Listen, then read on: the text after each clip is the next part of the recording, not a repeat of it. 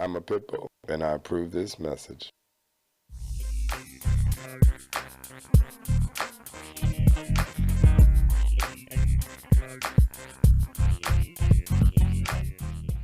Pitbull, and he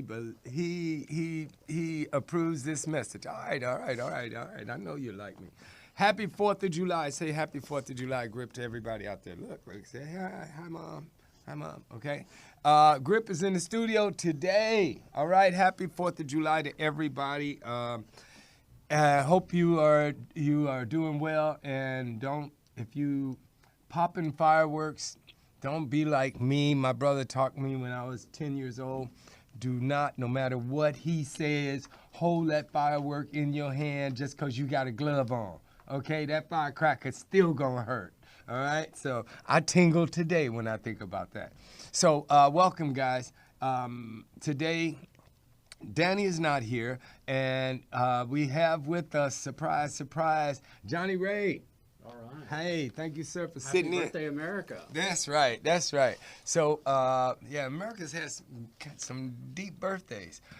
We got a couple of announcements to make. One, we want to get to Fred Kray soon because he won his case. You guys know this big case that Fred's been working on for a while, and we all been following it. So I want to ask him what's happening with that and hear the story. We got a great guest in the studio today. Okay, this is a longtime friend. You guys all know his work. You've seen his face in movies and television and video. And, I mean, he's been working in the business for like 30 days, you know, but we have my friend from Chicago and long time, and he plays Jack's father in Breeder X, which we're going to get into in 1 second. Hawthorne James, welcome. All right. And Hawthorne, who do you have with you today? Is that Doris? That's Doris. She looks like Doris. That's right. Hi, Doris. Hello. Happy 4th of July to everybody. Thank you. And Hawthorne, thank you so much for coming in, man. Oh, yeah, for sure, man. Good to be here. Yeah, that's right. So tell us, right off the bat, do you have a dog? I don't have a dog now. No, okay. I used to have a dog. I love Akitas. So. Right. I remember, let me tell you. Oh, guys, you remember Big Ben? Yeah. That's what I was going to say. Let me tell you guys something, though, that's totally unknown to most of the universe about this man. Okay, you guys have seen him in a lot of different movies where he'll play the heavy, or he'll play the bus driver in Speed is one of my favorites because you don't get to do a lot of funny. No. You know, you always like the bad guy and stuff. You know, it's like, that was funny to me. You know, it was action drama, but the one thing about Hawthorne James that you know you can put in your trivia, this man makes the best seafood linguine. My God, man. Oh, man. My taste buds haven't been the same since, man. I'm telling you, it's like, my wife has always said, well, when you going to invite Hawthorne over? Ask him to cook. You know, he never came to our house. And it's like, man, I got to tell you, man, you know it's good when you, at the end of the party, you got bread and you sopping the pot, you know? It's like they ain't got to wash no dishes because everything gets sopped, you know? So we're going to get back to you in a minute, Hawthorne, and I want you to tell us tell us now. You working on anything now you can tell us about? Well, I got a lot of stuff, you know, as usual, right. in the pot. Right. Nothing concrete. As of yet, I just did. I've done a couple of TV pilots this year. See how they go, and did a film with Vivica Fox called Christmas Wedding. But got a film out I directed called The Stick Up Kids. Oh, hey! And it's on DVD. It's on video. You can Netflix. Yeah, everything. Done deal. Yeah. Netflix. Those hits just went up. Yep. You know, because and it's Stick Up Kid. Stick Up Kids, KIDS. Oh, okay. Yes. That sounds like how I grew up.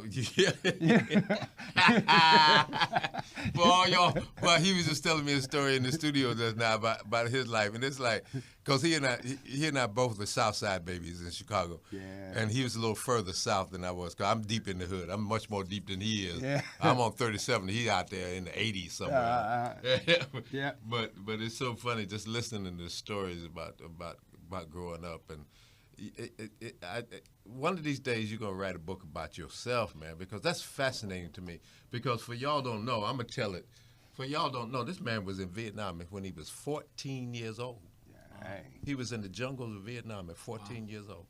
That's amazing to me. And I always, every time I think of Foster, I always think of that because that's just, it's just part.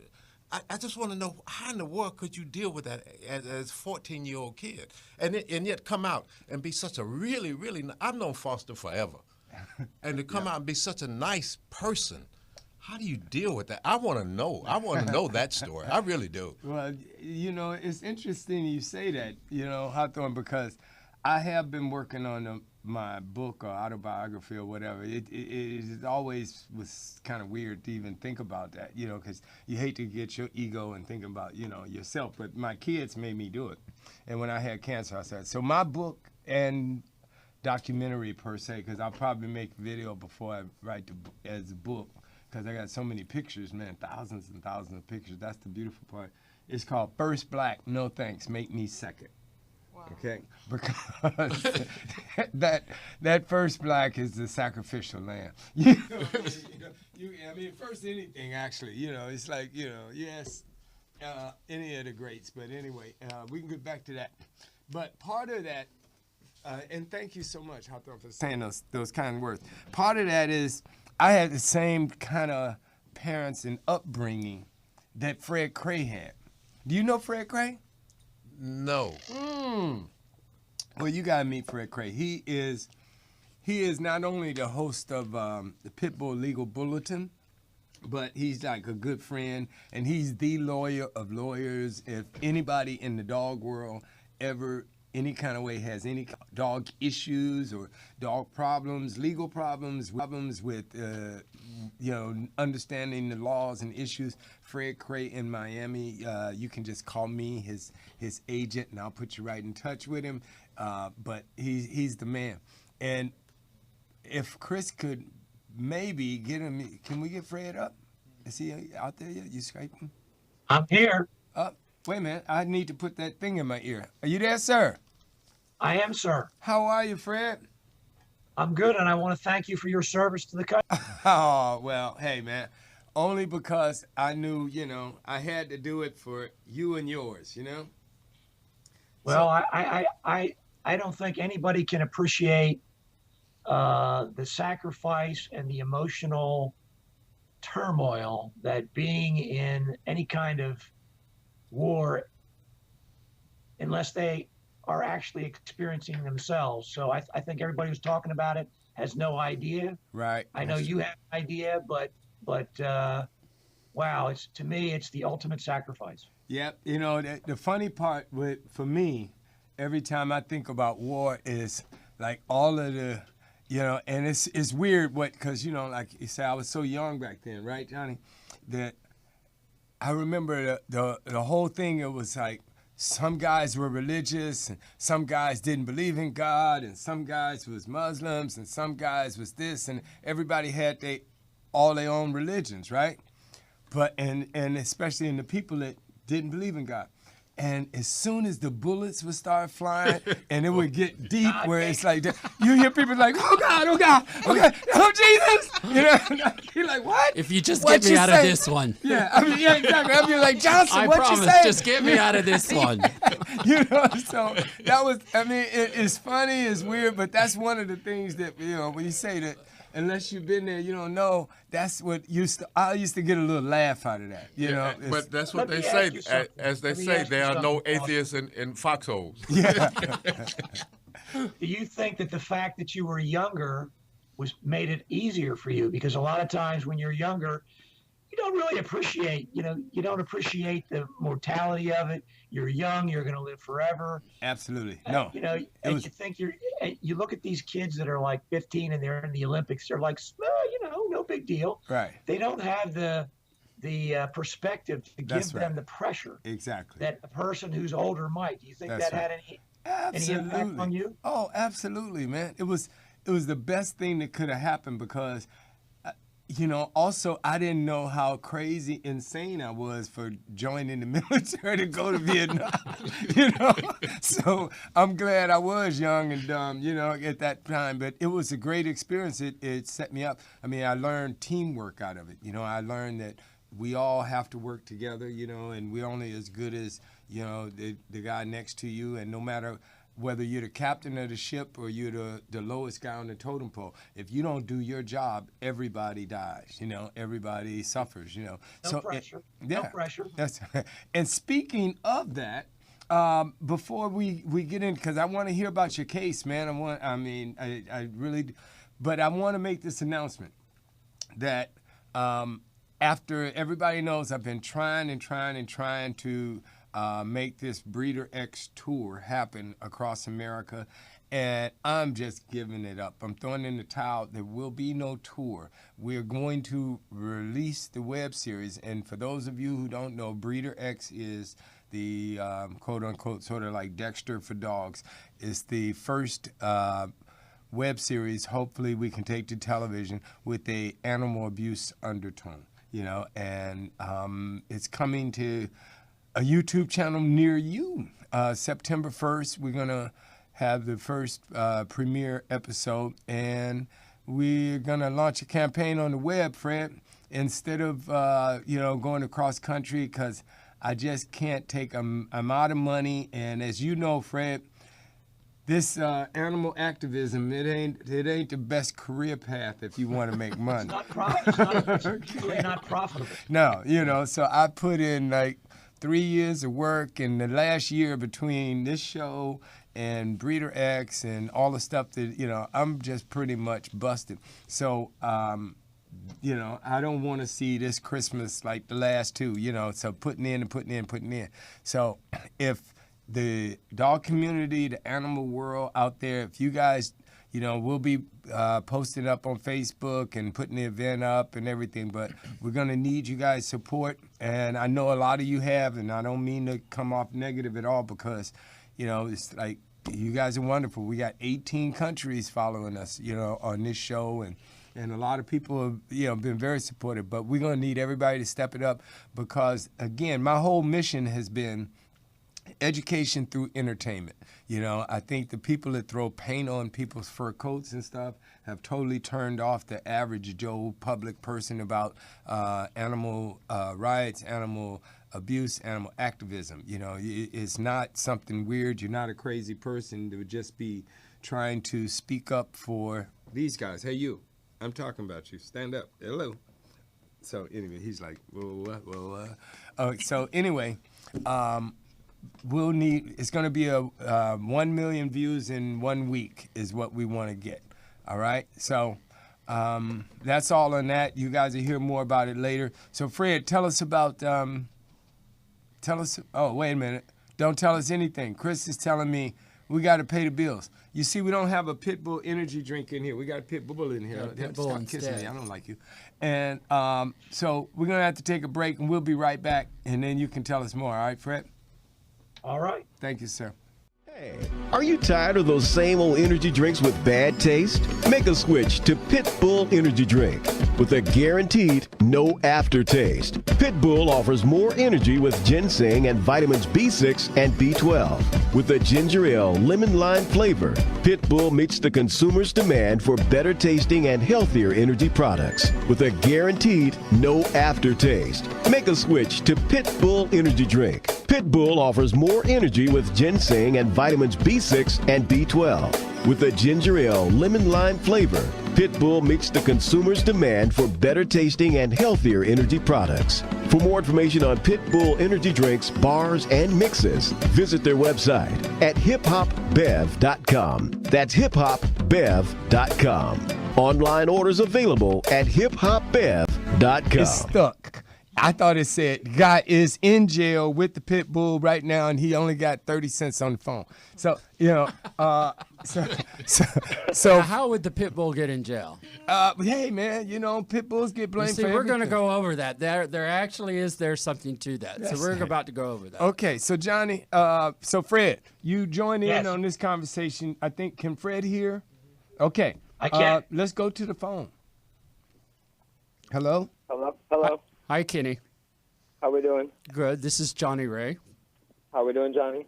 I'm doing well. Hey, Kenny, how are you? Pretty good. Good. This is Foster. You're on Conversations with a Pit Bull, and you got Fred Kray, our legal beagle. But don't worry, I understand you've had some legal problems, sir. But he's on your side because he that kind of guy. Before I speak to Kenny, I just wanted to say to Hawthorne, I haven't had any roles as good as yours. However, they usually do cast me for. Once they came in and they cast me for Dr. Crazy. I had this. I was supposed to be this crazy vet. They gave me this syringe with this bubbly blue water, and then I play the mean business partner. So I get all those roles. But you know what? I'm thankful that they didn't amount as good as yours, but I'm grateful that I got them. You know what I mean? Amen to that. I know. So exactly. I'll take it any way that it comes. There it is. But I was in your seat last week, and. Thank you, Foster, for inviting me. And it was an experience of my life. And they've actually offered me to come back and do another show. So, I was doing some research. I'm a solution-based person. I've been reading about these programs where they take pit bulls and dogs into prisons from shelters that were about to be put down.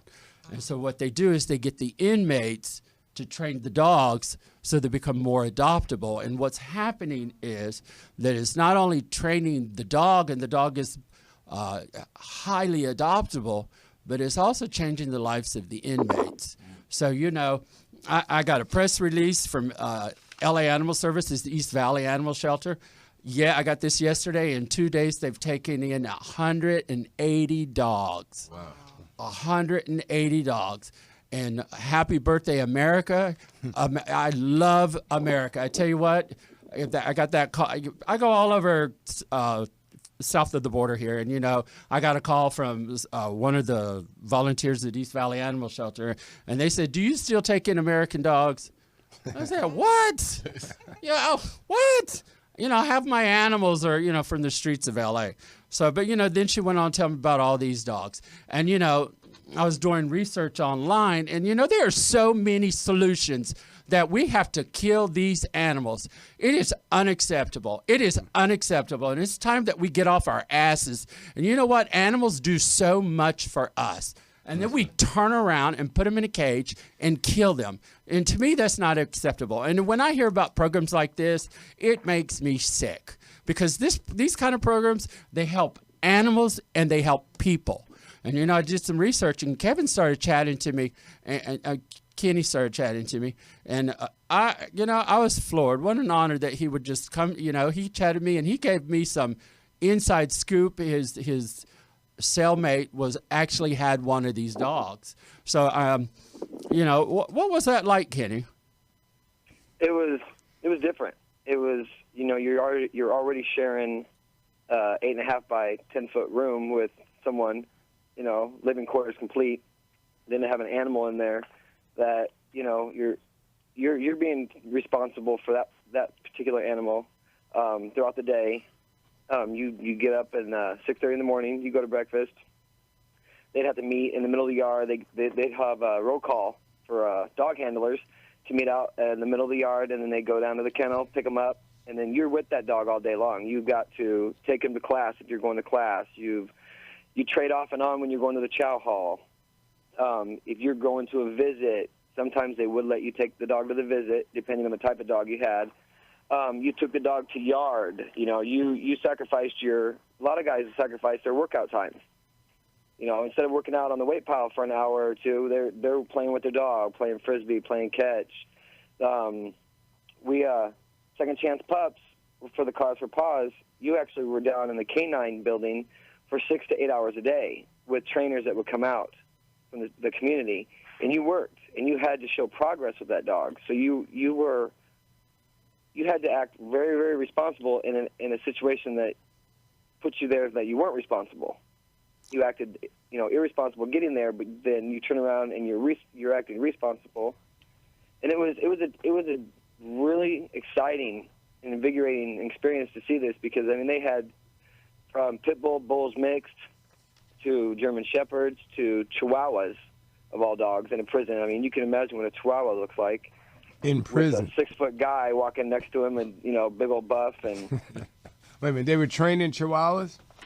yeah, I mean, it's cause for pause, second chance pups is what it is. Pause. Okay. And they every 9 weeks they bring a new set of dogs in. Oh, that's what I was going to ask you is how long was the program for the dogs? And that was my first question. The second question was, did they have to wear those little striped suits? Because, on the dogs, because, on my Facebook page, the picture of me that I've used all of I've got one too. It's like in the dog in the striped suit. So like, did the dog stay there overnight? The dogs stay in the canine unit overnight, which is a building on the South Yard, and they have staff that watches over them. Then they would get picked back up in the morning from the inmate. Right. So they're with the inmate all day long, and then on Saturday nights, Cause for Pause would usually pick up the dogs and take them out until Sunday for the night. Right. So they could check to make sure their training was proper, and then try to integrate them with people at the Cause for Pause Center. Right. Okay. So they would separate the dogs from you guys at night, so that you guys wouldn't shank the dogs and stuff, right? Yeah. Yeah. Okay. And I was doing some research, and I think I did come across where there are some of the programs where they actually do stay in the cells with them. Yeah. And I'm just curious, Kenny, how do they know who to choose for these programs? How do they pick the inmate? You have to apply, and it's really weird because when you're behind the wall, your only source of income is a job in there, and you don't get paid for that job. Working with the dogs is all free. You don't get paid to work with the dogs.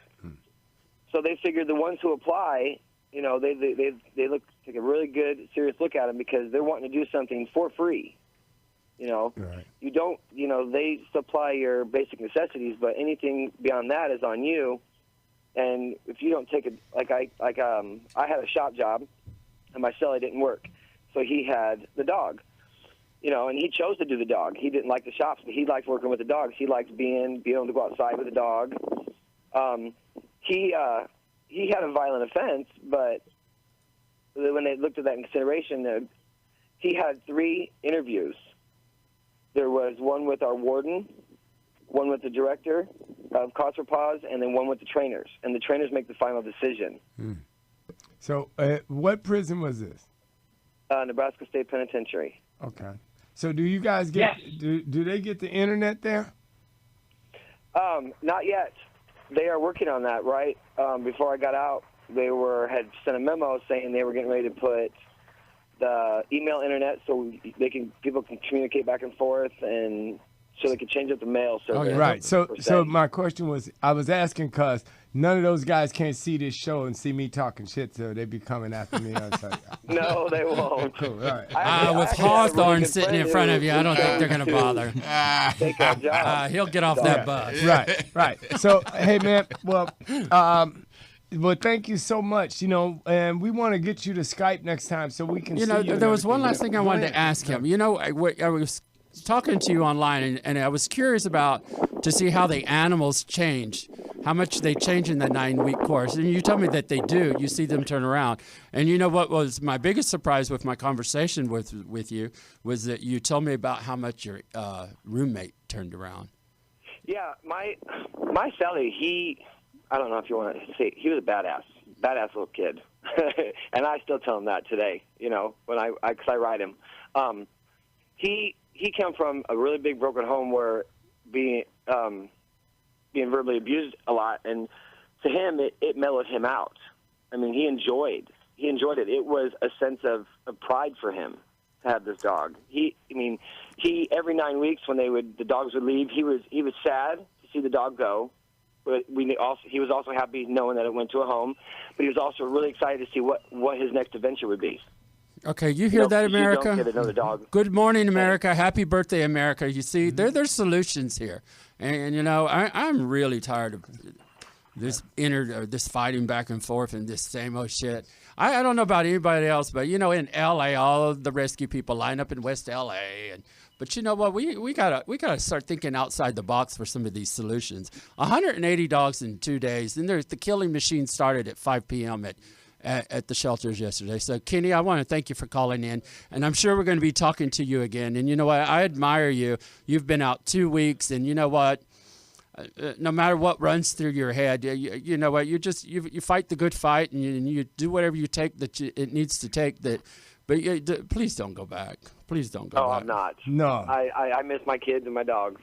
There you go, man, because it's much better walking the dog outside of prison than it is, inside of prison. I'm sure you find no matter that. what you feel, you know what? That's you right. just sit there and you feel it and you walk through it because tomorrow's That's a right. different day. And if you do need, no, we can't really help you, but if your dog needs an attorney, if while you walking your dog, something happened, there's only one guy to call, and if you got the internet where you at, this guy that's coming up, Fred Kray, he the man, as they say. Okay, so thank you so much, man, for sharing, and Thank you, Kenny. because I got a real affinity for prison, because that's a big part of America, it's so many people incarcerated. I went to prisons to record Buddy Miles' album and stuff like 30 years ago or something. I mean, it's a lot of people incarcerated. Thank God I've never been, although the several law enforcement groups have tried to make that happen. But, I've been blessed. So bottom line is, everybody in prison, get the fuck out of there. All right? Yeah. Stop doing that shit. And adopt a dog on your way out. That's right. And if you was framed, we feel you. All right. So see you later. And Thank you, Can we Kenny. get Fred Hawthorne? Yeah. Hey, Fred? Yes, Yeah. You ever been to prison? I have been to prison to visit clients. Good answer, baby. Hawthorne, you been to prison? I have been to prison to do shows in prison. Okay, that's it. Johnny? but for the grace of God, go I ain't kidding. I'm going to plead the fifth. Chris, you been to prison? Grip. Wait a minute. Oh, Grip. great. It's the only white guy in the building, right? That's a switch, huh? Hey, Grip said, I've been in cages. Fuck the prison. I've been in a cage a lot. Okay, so Fred, let's get back. Come on. I mean, I'm dying and let everybody know because we talked about this case for a while. And so give us, it's your floor. Tell us what happened. The town of New Lano, Louisiana, has a pit bull ban. And our client had what we now know to be a dog that was 50% American Staffordshire Terrier. And the ban defines a American Staffordshire Terrier as being predominantly of that breed, which the cases say means 51%. The law does not allow you to defend. The dog was it gets identified by the fire chief, who doesn't know anything about anything. And once he does that, then they force you to take a DNA test. And the DNA test definition is different than the definition that they have in the first part. So the first part says if you have a dog that's predominantly of American Staffordshire Terrier, American Pit Bull Terrier, etc., then it's banned. But in the DNA section, it says if your dog is of any pit bull breed, which could be 1%. And you don't get there's no time, you don't get a chance to go in and say, hey, that's wrong, I've got evidence my dog's not a pit bull here.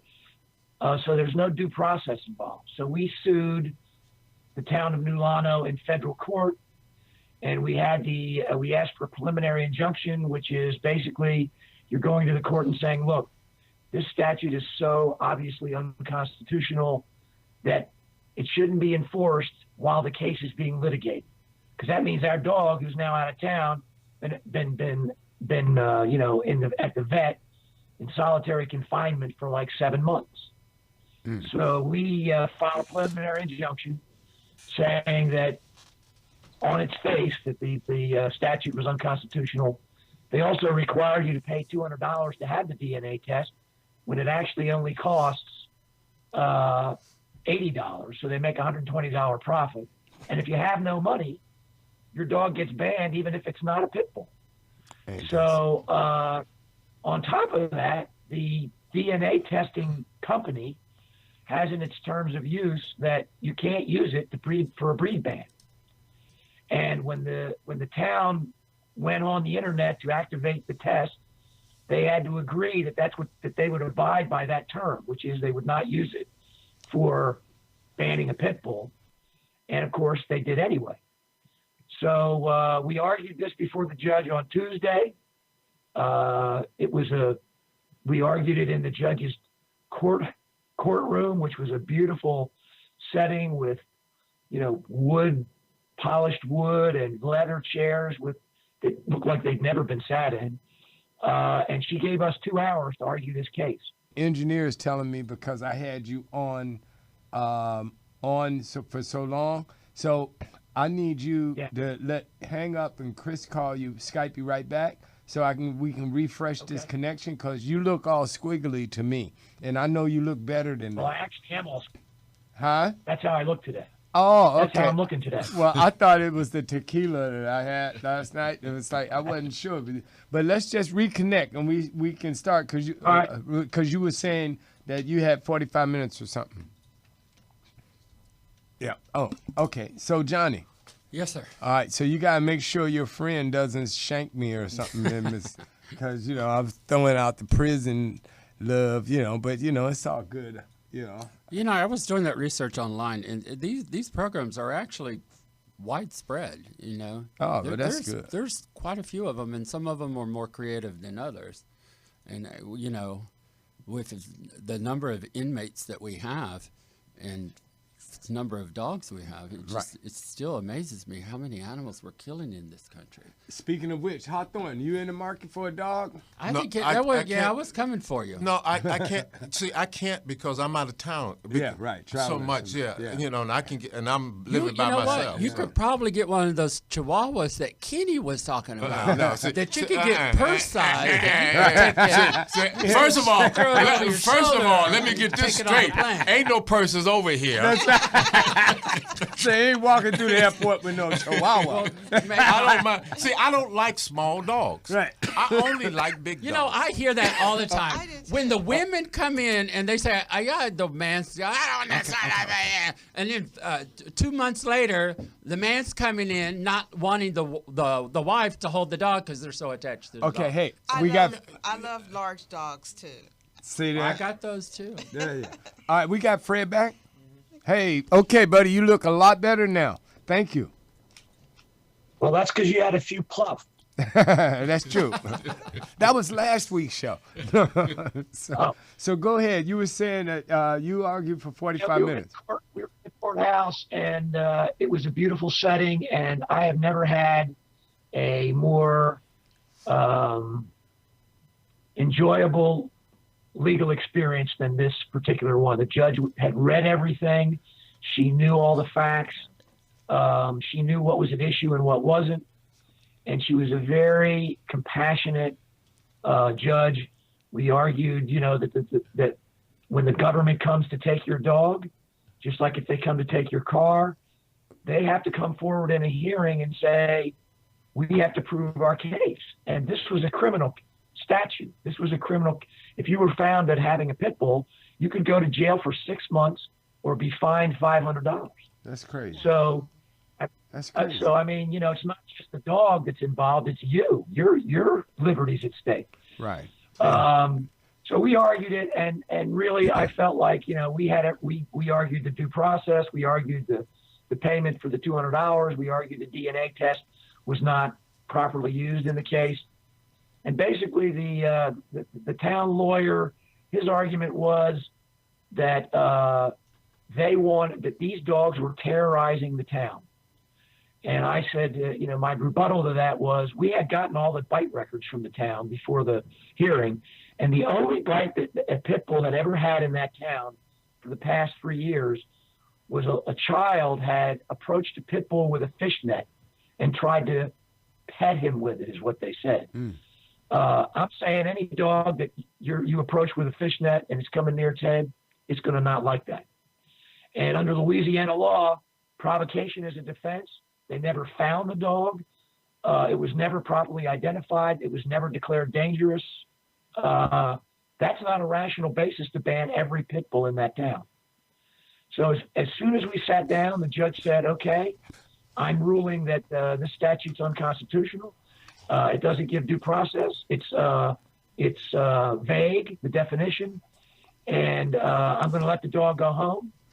And the sweetest moment of the entire court hearing was when the judge looked at our client, and our client's dog's name is Maisie, and she looked at her and she said, "Bring Maisie home." Bring Maisie and home. Our client burst into tears, and it was the best of anything. Well, congratulations, now, sir. I'm lifting my coffee cup up to you because I know how hard you worked, and I just want to explain something to everybody out there, to our audience, right? Besides, Grip is licking Johnny to death. That, you know, when this is important because, you know, I know a lot of people just say, oh, well, it's a dog case, you know, but what you said, see, is it could happen to you. And it's kind of like it's like a car accident. You know, we see them, and when other people have them, you know, but you don't know. We're all one step away from that same situation, you know, a different town or different. I know, you know, I've been lucky with him. I mean, my neighbor wanted to sue us but dog law, you know, laws involving dogs and things with dogs, that's a major part of every household's life. They just don't think about it. Am I wrong, Fred? Yeah, nobody thinks about it until they get a call from the animal control that says, we have your dog and we're keeping it, you know, because we think this happened, or we think you have a pit bull, even though we don't even know. In the town of Nulano actually classified a bull terrier, which is doesn't look, it's the Spuds McKenzie dog, looks nothing like a pit bull, as a pit bull. Mm-hmm. But it also goes further than that, and that's this. This town would not give us the test results. They would not explain why the dog was banned. The town needs to know that there's a higher authority, and there are other towns around this town that have similar ordinances, and they need to know that, hey, if they do, you know, things that are illegal, they can be sued, and they need to be mindful, because the town is going to have to pay our attorney's fees because they had an unconstitutional law. And so all the other towns are going to be looking at that, and the minute somebody says, hey, you know, you're not doing the right thing, they're going to have to think about it. It makes everybody think. That's the importance of a case like this. Right. And, you know, Fred, I think Grip was just trying to tell me something. He looked around and he saw this other dog's picture on his show. You know, he opens up the show. I'm a pit bull. And he saw that, and he just looked at me. I could read a look. He just turned around and looked at that poster. That's so interesting. So, hey, buddy, thank you so much. I'm so glad. So, on to the next case.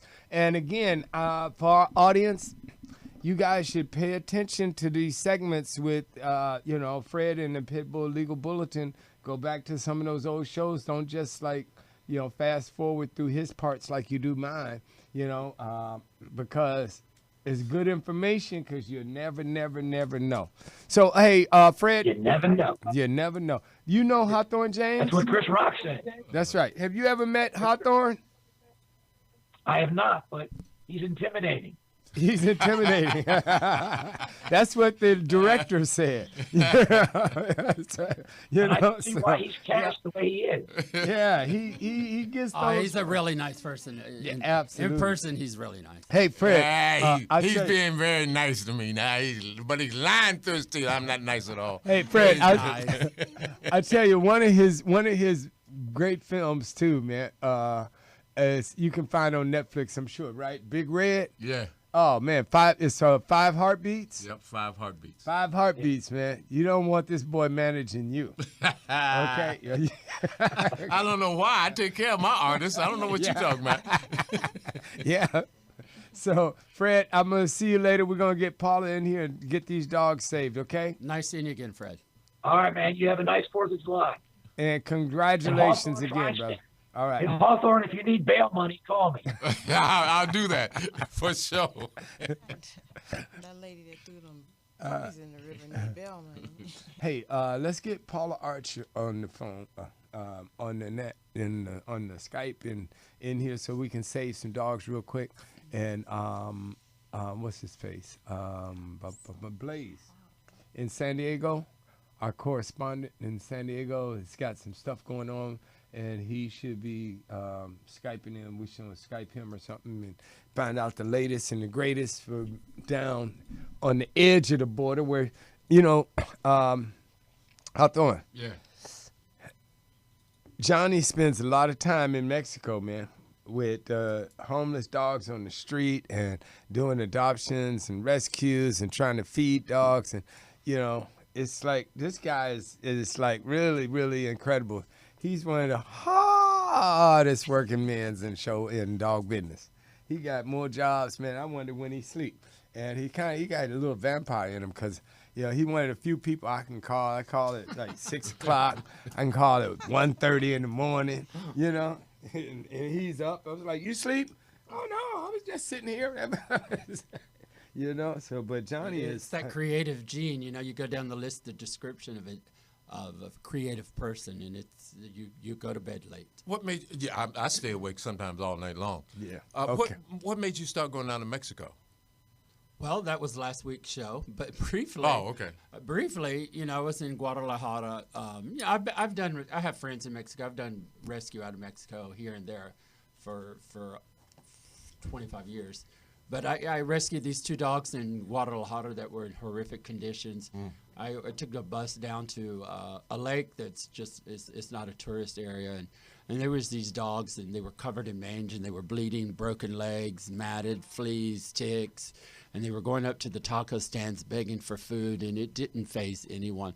And I was so brokenhearted, and there was no vet in this village, and there was one pet store and it was closed, and I just wanted to cry. And I took pictures. I pulled out my iPad and I started taking pictures. And and the people that lived there and that were around, they all stopped and started staring at me, taking pictures of these dogs. So when I got back into Guadalajara, I found a rescue, and I paid the money out of my pocket that I didn't have to go down there. And they posted pictures to show the dogs at the vet, and I was so happy. And I got on Facebook, and I started begging people for pledges to help these dogs. And I got attacked by some people here saying, why you help the dogs here and not you shouldn't be helping the dogs over there. We've got a dog problem here. And I told them it's not a soccer match. It's not us against them. And this lady, this beautiful soul from the East Coast, sent me a large amount of money. And by honoring her, I said I was going to go to TJ, which is closer than Guadalajara. And you just cry. 10 minutes from San Diego, you cross that border, and there's huge suffering going on there. So I put this campaign together. I call it an operation to spay and neuter and medicate and vaccinate 100 street dogs. And then we got it up to 150. Then I got people to volunteer to do grooming. We had a team of 20 groomers. We got pet assistants. We got vets volunteer. They did the dental. We provided medical treatment, vaccines, and flea and tick treatment to any dog that showed up. We had people that were showing up at 6 o'clock in the morning. It started at 10, and streets were blocked off. It was just huge, and we closed down about midnight, and there were people in line for 12 hours. So, that's how I got started. Okay. And, because I don't have a lot of money. Yeah. I don't have a lot of money, and I want to make a difference in this world. What they told me. I can get spay and neuter for $15. So my money, and because I'm not a rich person, I can't go and support the Hope Foundation, So because I want to make a difference, and so that's how I got started in it. Yeah, because it's when Foster asked me about do I want a dog, it's like I really want another dog. but I know the responsibility of having an animal. That's right. And the cost of it, which I sometimes wonder if people realize how much an animal costs to really take care of. A lot of people don't. Yeah, and because between the vet bills and the feed bills, et cetera. That's right. But I take my responsibilities very seriously, and as much as I would love to have a dog, I just can't afford to give them the love because I live by myself.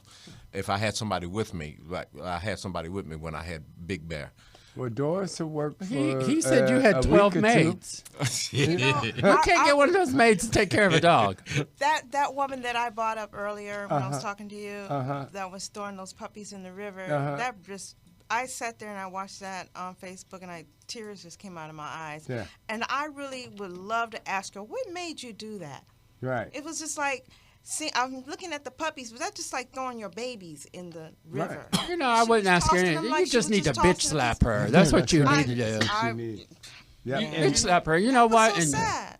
put her up in that cell next to Kenny's cell. Speaking of which, Puppies were no bigger than, they were like maybe 2 or 3 months old. that's right. They Yeah. were babies. You know, but Crying. Foster, I want to say, I know you're going to talk about the web series, but to me, it's a metaphor because people always talk about because there's so much human suffering in this world also. Right. But Exactly. to me, it is a metaphor. And I hope in the series that we talk about people also, not just animals, That's right. but the people that are suffering in this world because it's all intertwined. That's right. Everything because if you can be cruel to an animal, That's right. you can be cruel to your fellow human being. Absolutely. See, and You that's what people. That's what's going why. on right now. Yeah, that's why. And what you're talking about is episode 2.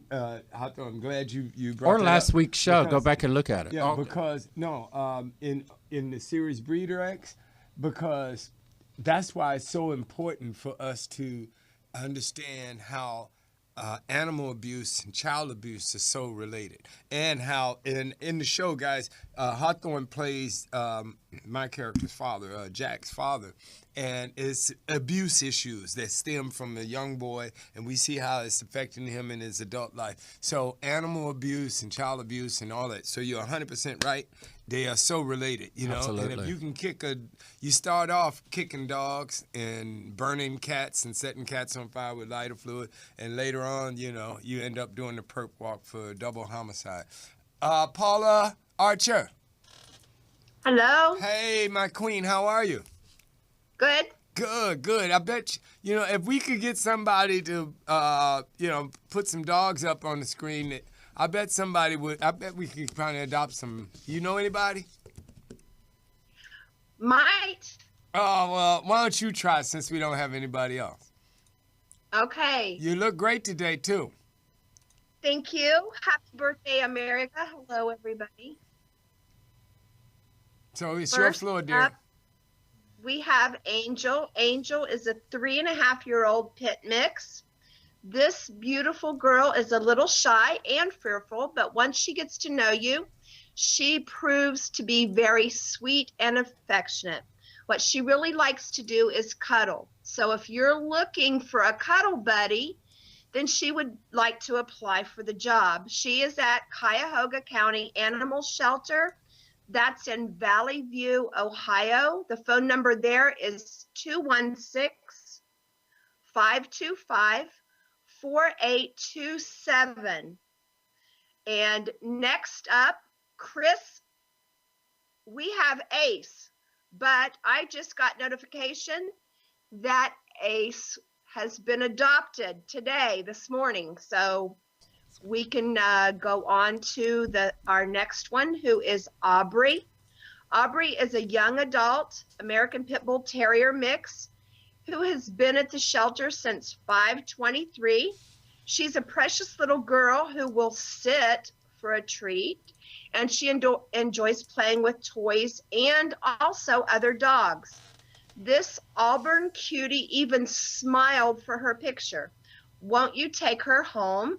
She is currently residing at Norman Animal Welfare Center. That's in Norman, Oklahoma. The phone number there is 405-292-9736. Now we have Lily.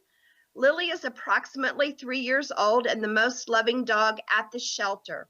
She is out of time and needs a rescue. The mother of Lily's owner dumped her at the shelter and lied about Lily being aggressive to ease her conscience. Lily's owner did not confirm this story, and from her behavior at the shelter, it's not right. She's a very, very special lady and very loving. She is at Carson Shelter, Gardenia, California, 310-523-9566. Now this next one, poor little baby, he has no name. He is 4 months old. I'm sorry, she is 4 months old. Brown and white Labrador Retriever pit mix. She was a stray, taken in, and she is at risk for euthanasia at any time. She is at the MCACC shelter, and that's in Phoenix, Arizona, 602-506-2765. Now we have a male bulldog. He was picked up as a stray, and he sits in a high kill shelter that is a very rural shelter at the end of a road behind a landfill, and there's no visibility to the public. His human never bothered to look for him. He's at Putnam County Animal Services in Palatka, Florida, 386-329-0396. And we have Bingo. Meet Bingo, a 3-year-old male. He's about 55 pounds. Really sweet boy. You can contact Raymond or Alvarez at 661-792-2121. He is at the McFarland, California Animal Shelter. And update from last week, we had Crystal, Picana, and Jones were adopted. Caramel and Butterscotch are in a foster home, but they still need a forever home. And Joey went to rescue. Hey. So that's it for this week. There you go. All right, all right. So 2 more down. That's great, man. We got some kids, some homes, and hopefully they make it happen. You know what, Paula? Let's start doing something a little different. Okay, they tell me, hey, Blaze, Blaze, if you're out there, we're gonna have to get you on next week's show because this ran long, and I'm so sorry, man. But, you know, Blaze is our, like I said, San Diego person. But Paula, let's start offering some of these dogs that we get adopted. I want to do some follow-ups, you know, because we followed the dog from a bad situation, and, you know, you help, you know, get together with the different people around the country, and we give them some exposure. Somebody out there with a great heart and a home brings the dog into their home. I want to follow up. So if you can offer, and I don't know how we do it, we can talk about it later, but some of the people who've adopted dogs, or we offer, if you adopt one of these dogs, then we want you to come on the show and the dog and, you know, follow up on this stuff, okay? Great. All right. Also, it'd be a good way of making sure the dog end up in a pot. But what do I know? You know? So anyway, hey, I love you and talk to you soon. And nice seeing you again, Paula. And Paula is, just so everybody knows, Paula is my right and left hand and my Missouri producer and co-producer of this show, and she works her tail off. And Angel. Together, Paula and I have 6 Facebook pages, you know, and it's a full-time job. And she got 2 grandkids that she's taking care of and a whole bunch of other stuff. But that's a heck of a lady right there, guys. And so September 1st, we're launching Breeder X. Oh, Paula, Hawthorne. Y'all, you guys were hooking up on the net. It's a big fan, man. Oh, okay. Because I did. Yes, Paula. Thank you so much for being so easy to work with. You made my job so much easier. Oh. I appreciate you. No Thank doubt. you so much. Oh, you're very welcome, and thank you. That's what Sandra Bullock told him. Yeah. Y'all got something in common going on there, you know. So hey, that's about it for today for me.